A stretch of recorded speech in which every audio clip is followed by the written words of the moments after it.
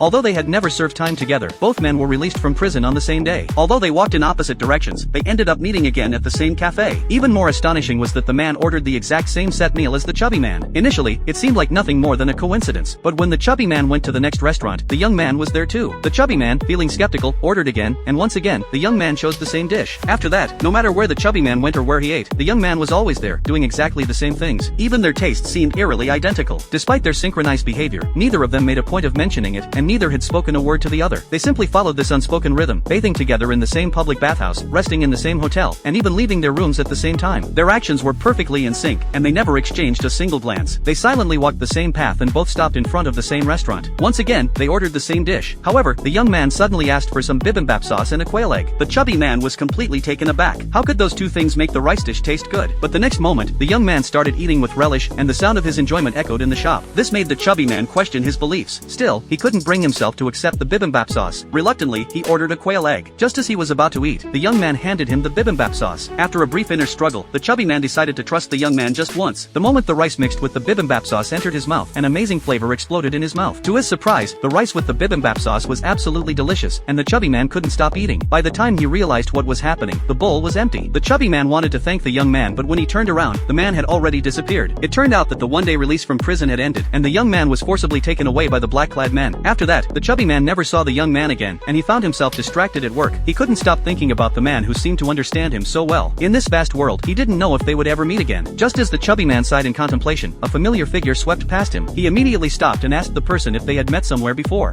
君の名は